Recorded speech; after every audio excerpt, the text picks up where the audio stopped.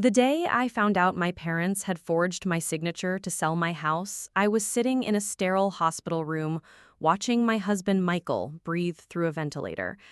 The realtor's call came at 3:47 p.m. on a Tuesday, her voice bright and congratulatory as she thanked me for such a smooth transaction.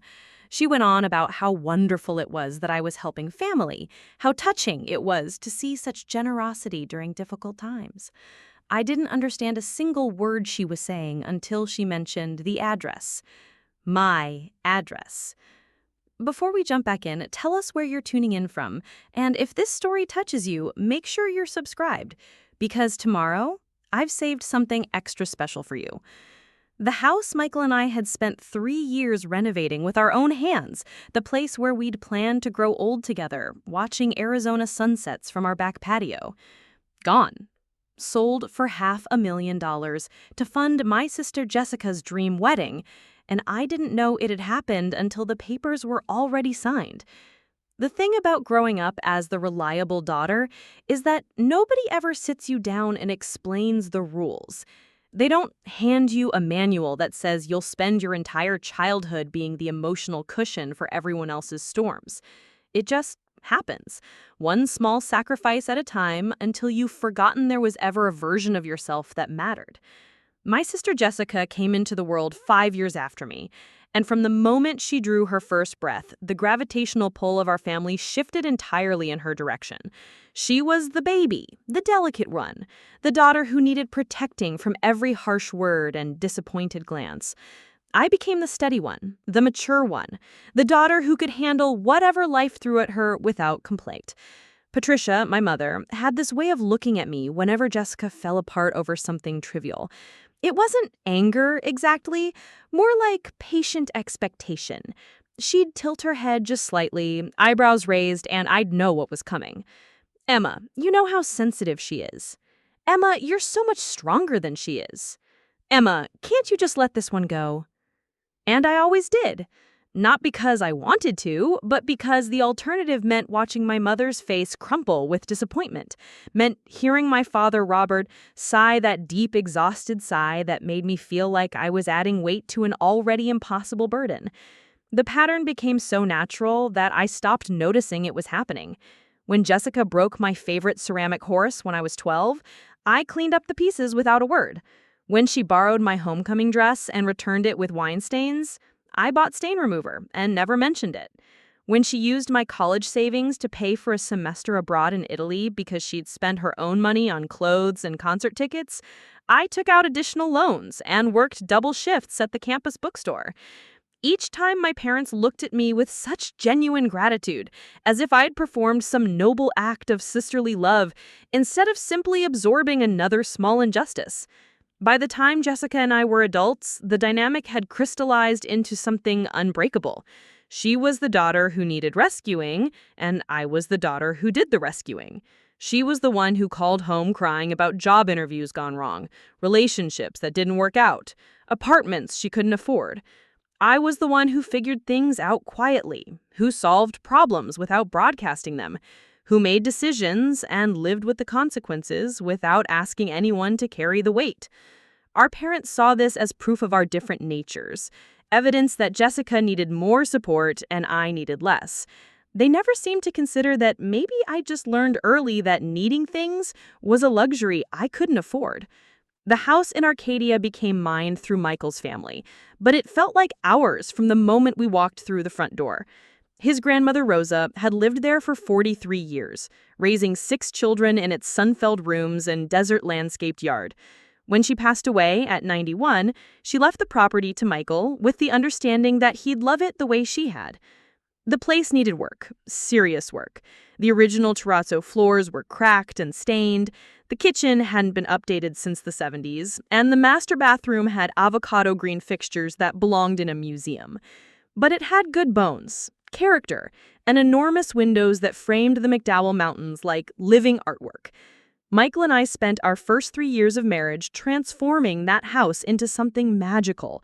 We restored the terrazzo floors ourselves, watching YouTube videos and making countless mistakes until we figured out the technique.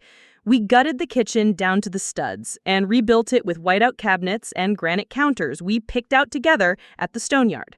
We planted desert willows and palo verde trees in the backyard, creating shade where there had been none.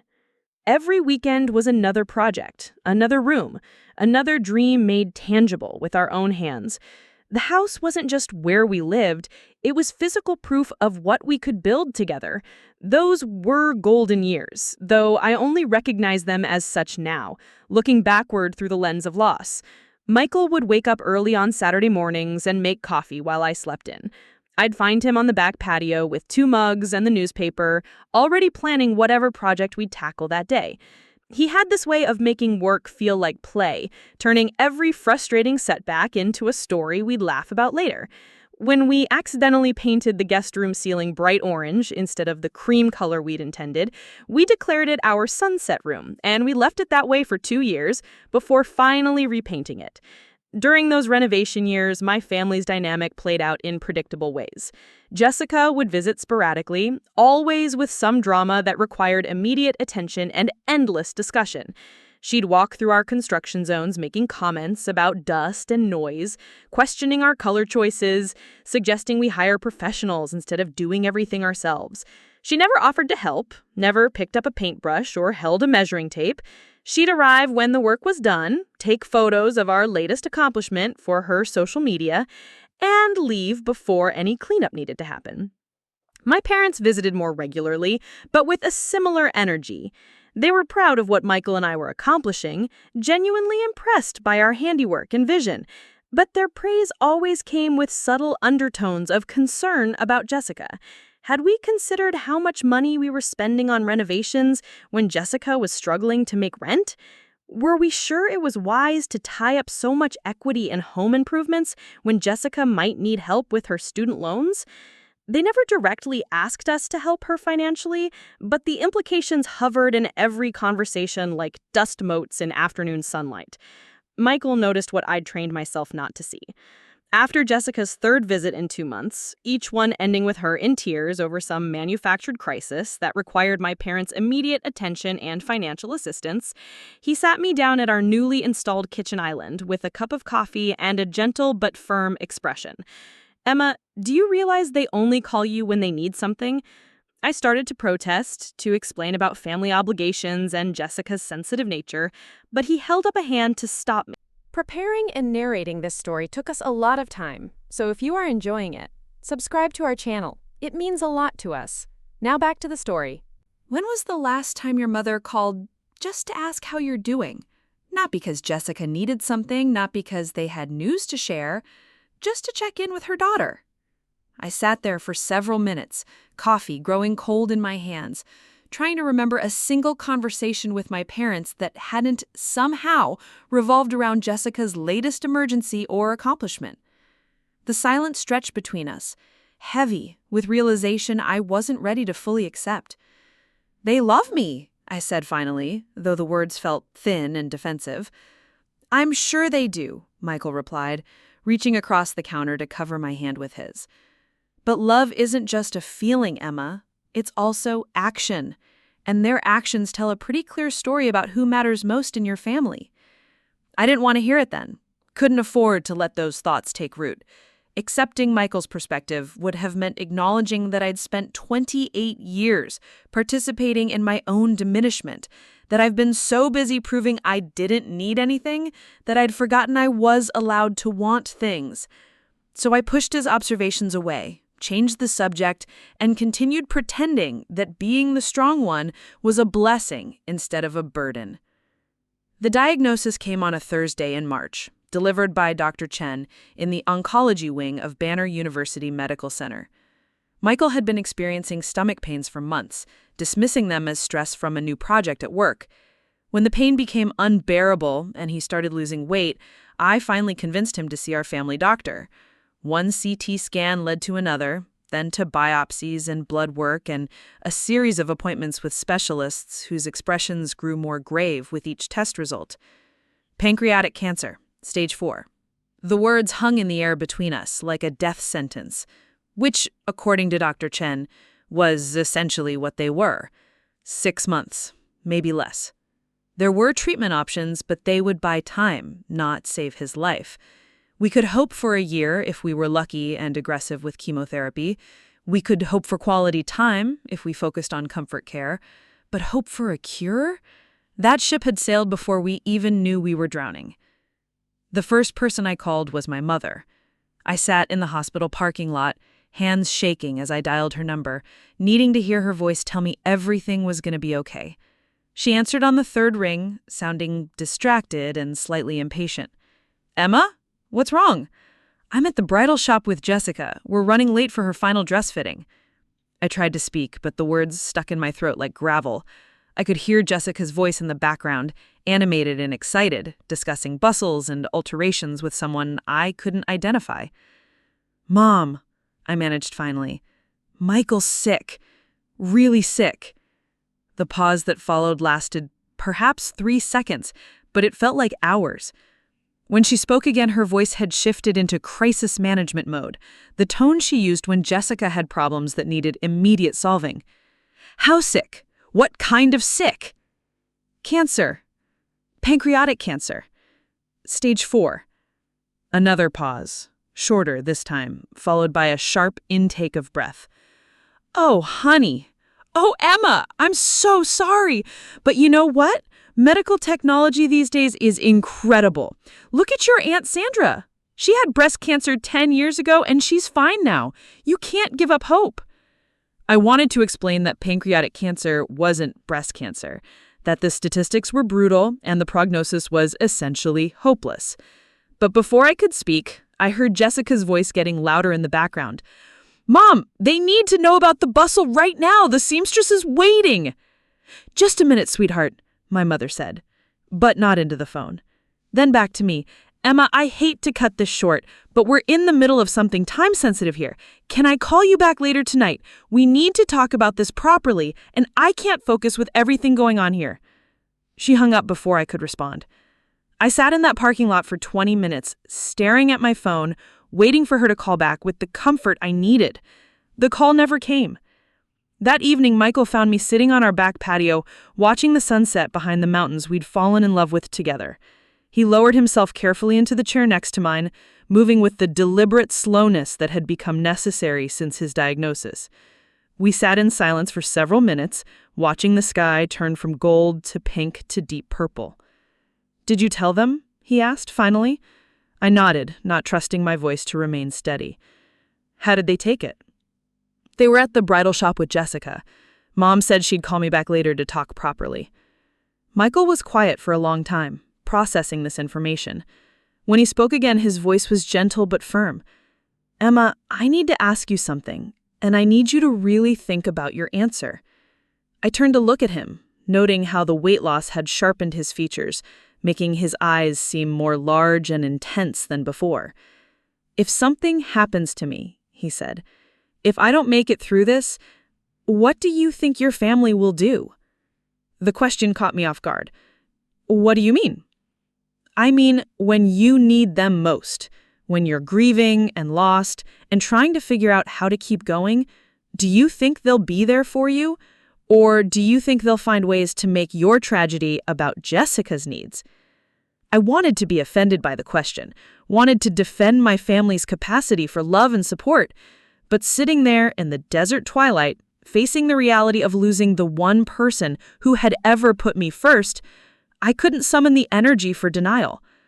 "I don't know," I whispered, and for the first time in my adult life, I allowed myself to consider the possibility that maybe I should. Michael's question haunted me through the following weeks as we began the exhausting process of fighting a disease we both knew would win. The chemotherapy treatments were brutal, leaving him nauseated and weak for days at a time.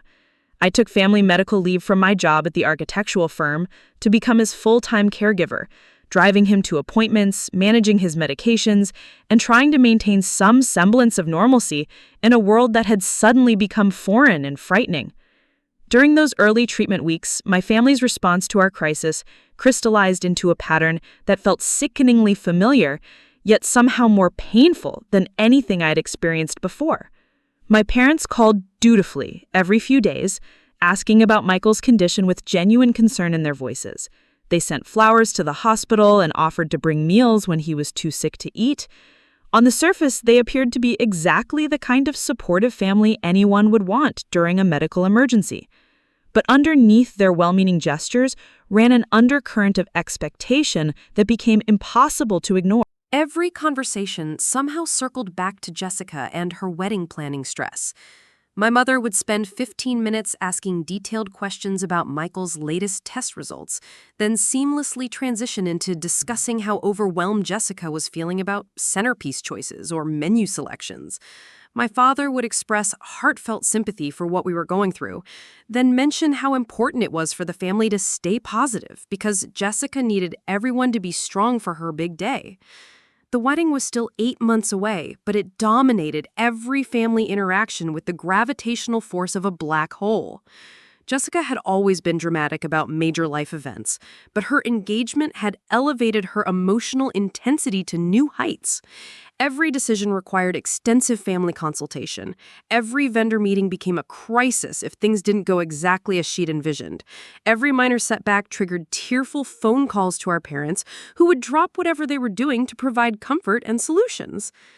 I began to understand that in their minds, Michael's illness was a temporary disruption to the real main event of Jessica's wedding. They weren't callous or uncaring about his condition, but they seemed to view it as something that would either resolve itself in time for the celebration or be managed quietly enough not to interfere with Jessica's happiness. The idea that I might be too emotionally devastated or financially strained to participate fully in wedding festivities never appeared to cross their minds. The financial pressure began subtly. My mother mentioned during one hospital visit that wedding costs were spiraling beyond what they'd originally budgeted. Jessica had her heart set on a particular venue in Scottsdale, but the price was significantly higher than they'd anticipated. The dress she'd fallen in love with was from a designer boutique rather than a traditional bridal shop. The photographer she wanted cost twice what they'd allocated for pictures. Each conversation included gentle hints about how stretched their finances were becoming. "Your father and I have been talking," my mother said one afternoon while Michael slept in his hospital bed between chemotherapy sessions. "We might need to take out a second mortgage on the house to cover everything Jessica needs. Robert's retirement account has already taken such a hit with the market changes, and we just want her day to be perfect." I nodded sympathetically, too exhausted from weeks of sleeping in hospital chairs and managing medication schedules to fully process what she was implying. It wasn't until later, driving home through Phoenix traffic, that her words began to crystallize into something more pointed. They weren't just sharing their financial concerns with me, they were laying groundwork for a request they hadn't yet made explicit. Meanwhile, Jessica herself had become increasingly self-absorbed as her wedding date approached. She visited Michael exactly twice during his first month of treatment, both times bringing her wedding planning materials and spending the majority of the visit showing him fabric swatches and venue photos.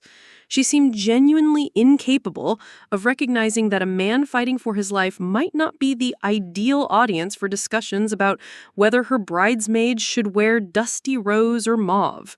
During her second visit, she spent 20 minutes describing the elaborate engagement party Tyler's parents were throwing for them in Scottsdale, complete with a mariachi band and custom tequila bar.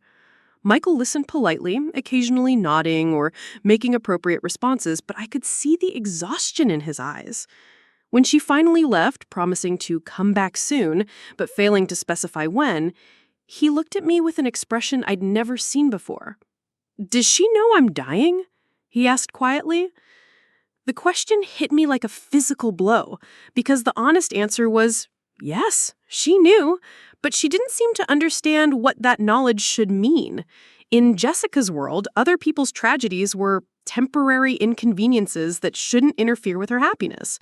She'd expressed appropriate sympathy when I first told her about Michael's diagnosis, but within days she was back to calling me multiple times a week to discuss wedding details, as if his cancer was something we'd moved past rather than something we were living with every day. My parents' approach was more sophisticated but ultimately similar. They'd learned to bookend every conversation with expressions of concern for Michael, but the meat of every phone call remained focused on Jessica's needs. They'd ask about his latest test results, then immediately pivot to whether I thought Jessica was making the right choice about wedding cake flavors. They'd inquire about his pain levels, then wonder if I could help Jessica research honeymoon destinations because she was feeling overwhelmed by all the options. The most painful part wasn't their divided attention, though that stung enough. It was their assumption that I would continue functioning as Jessica's support system even while watching my husband die. They expected me to maintain my role as the family problem solver, the one who could handle whatever was thrown at her without complaint. They seemed genuinely puzzled when I became less available for lengthy phone conversations about wedding details or less enthusiastic about participating in bridal shower planning. One evening in late April, my mother called when I was helping Michael with his evening medications. He'd had a particularly rough day with severe nausea and fatigue, and I was exhausted from trying to keep him comfortable while managing the household tasks that had become overwhelming since his illness began. "Emma, I need to talk to you about something important," she said, her voice carrying that particular tone of urgency reserved for Jessica-related urgencies. "Jessica is having a complete breakdown about the wedding planning. She's talking about calling everything off because she feels like nobody cares about her happiness." I paused in the middle of organizing Michael's pill bottles, trying to process this latest crisis. "What happened?" "She went to look at flowers today, and the florist told her that the peonies she wants won't be available in October. She came home sobbing, saying that nothing is going right, and maybe the universe is trying to tell her something. She's been locked in her old bedroom for 3 hours, crying and saying she just wants to elope." In the background, I could hear Jessica's muffled sobs and my father's voice trying to calm her down. The familiar sound of family crisis management kicked into high gear, with everyone dropping everything to focus on Jessica's emotional state. "Mom," I said carefully, "there are other flowers, beautiful flowers that bloom in October. Maybe this is actually an opportunity for her to explore different options." "But you know how she gets when things don't go according to plan," my mother replied, as if Jessica's inability to cope with minor setbacks was a medical condition rather than a character flaw. "She's so sensitive, and this wedding means everything to her. I was hoping you could talk to her, maybe help her see that these little bumps are normal." I looked across the room at Michael, who was struggling to keep down the anti-nausea medication that might allow him to eat something for the first time in 2 days. The contrast between Jessica's peony crisis and our actual life-and-death struggle was so stark, it felt surreal. "I can't right now," I said. "Michael is having a really difficult evening, and I need to focus on him." The silence that followed lasted just long enough to make me uncomfortable. When my mother spoke again, her voice carried a note of disappointment that I recognized from childhood. Of course, she said. I understand. It's just that Jessica really needs her sister right now, and you've always been so good at helping her through these tough moments. The guilt hit immediately, that familiar sensation of letting down the family by prioritizing my own needs. But for the first time, I noticed the guilt and recognized it as manipulation rather than legitimate obligation. Michael was dying, slowly and painfully, and somehow I was being made to feel selfish for focusing on his care rather than Jessica's flower preferences. "I'll call her tomorrow," I said, hating myself for the concession, but not yet strong enough to refuse entirely. "Thank you, sweetheart. You're such a good sister. Jessica's lucky to have someone who cares about her happiness as much as you do." After I hung up, Michael looked at me with an expression of profound sadness that had nothing to do with his own condition. "They're never gonna change," he said quietly. "Even now, even with everything we're going through, you're still expected to be Jessica's emotional support system." I wanted to argue, to defend my family's capacity for growth and compassion, but sitting in our living room, surrounded by medical equipment and prescription bottles, watching my husband fight for every day while my family obsessed over wedding flowers, the defense wouldn't come. The turning point arrived 3 weeks later, during what should have been a routine family dinner. Michael was having a good day, alert and feeling well enough to leave the house for a few hours. We'd driven to my parents' townhouse in Tempe for what my mother had described as a casual family meal, a chance for everyone to spend time together without the stress of wedding planning dominating the conversation. The evening started pleasantly enough. My father grilled chicken on their small patio while my mother prepared her famous Spanish rice and black beans. Michael and I sat in the living room, grateful for a few hours of normal family interaction. Even Jessica seemed to be making an effort, asking Michael genuine questions about his treatment and expressing sympathy for what we were both enduring. But as dinner progressed, the conversation inevitably drifted toward the wedding. Jessica had resolved the peony crisis by choosing white roses and eucalyptus, a decision that apparently required extensive discussion about symbolism and seasonal availability. The photographer had been booked, the venue contract signed, the catering menu finalized. Every detail represented hours of family consultation and emotional investment. The only thing left is figuring out the financial details, my father said as we cleared the dinner plates. We've been crunching numbers and we're still coming up short for everything Jessica wants. My mother nodded sympathetically. We've already mortgaged the house and dipped into Robert's retirement fund, but Jessica's happiness is worth any sacrifice. I glanced at Michael, who was listening to this conversation with a detached interest of someone watching a foreign film without subtitles. The casual mention of financial sacrifice for Jessica's wedding didn't surprise either of us. Our family had always operated on the principle that Jessica's desires justified extraordinary measures. Maybe we could scale back some of the more expensive elements, I suggested gently. There are ways to have a beautiful wedding without going into serious debt. The silence that followed was immediate and pointed. Jessica's fork clinked against her plate as she set it down with deliberate precision. Her eyes filled with tears that seemed to appear on command. "I knew it," she said, her voice trembling with practiced martyrdom. "Nobody actually cares about my wedding. Everyone thinks I'm being ridiculous for wanting one perfect day." My father immediately shifted into damage control mode, reaching across the table to pat Jessica's hand while shooting me a look of disappointed reproach. My mother began the familiar process of soothing Jessica's wounded feelings with reassurances that everyone supported her vision completely. "Michael didn't mean it that way," my mother said, her voice gentle but pointed. "He's just under a lot of stress right now with Michael's situation. We all want your wedding to be exactly what you've dreamed of." The phrase, Michael's situation, hit me like a slap. His terminal cancer had been reduced to a situation, a temporary stressor that explained my lack of enthusiasm for Jessica's wedding expenses, but didn't actually deserve consideration in its own right. Michael reached under the table and squeezed my hand, a gesture of solidarity that reminded me I wasn't alone in recognizing the dysfunction playing out around our dinner table. But his support also highlighted how isolated we'd become from my family, how completely they'd absorbed us into their Jessica-centered universe without acknowledging that we had our own devastating reality to navigate. The evening concluded with Jessica being comforted and reassured, my parents promising to find additional funding for her wedding dreams, and me being subtly blamed for introducing negativity into what should have been a supportive family discussion. As Michael and I drove home through the desert darkness, neither of us spoke about what had just transpired, but I could feel something shifting inside me, a recognition that had been building for months finally crystallizing into conscious awareness. My family hadn't failed to adjust to Michael's illness. They had adjusted perfectly, incorporating his dying into their existing dynamic without changing anything essential about how they operated. I was still expected to be the strong one, the one who could handle whatever life threw at her without requiring additional support or consideration. Michael's cancer was just another challenge I was supposed to manage quietly while continuing to function as Jessica's emotional support system and my parents' reliable daughter.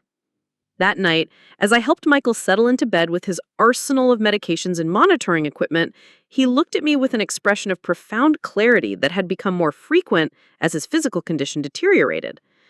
"Emma," he said, his voice weak but determined, "I need you to promise me something." I sat on the edge of our bed, taking his hand in mine and noticing how much weight he'd lost in recent weeks. "Anything.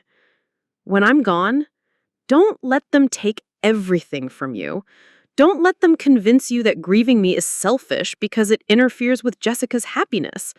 You're going to need time to fall apart, and you're going to need people who put you first for once in your life. I started to protest that my family would never be so callous, but the words died in my throat. The evidence of recent months suggested otherwise. They'd already demonstrated their priorities repeatedly, consistently choosing Jessica's emotional comfort over acknowledging the magnitude of what Michael and I were facing together. They love me, I said, though the words sounded hollow even to myself. I'm sure they do, Michael replied, echoing a conversation we'd had months earlier. But they love Jessica more, and they've trained you to accept that as normal. When I'm not here to remind you of your worth, I'm afraid you'll disappear back into being their supporting character. His words settled into my chest like stones, heavy with truth I wasn't ready to fully accept. But somewhere in the back of my mind, a small voice was beginning to whisper that maybe Michael was right, that maybe I'd spent so many years being the strong one that I'd forgotten I was allowed to need things too. The realization would prove prescient in ways I couldn't have imagined, setting the stage for betrayals that would make Jessica's peony crisis seem quaint by comparison. Up next, you've got 2 more standout stories right on your screen. If this one hit the mark, you won't want to pass these up. Just click and check them out.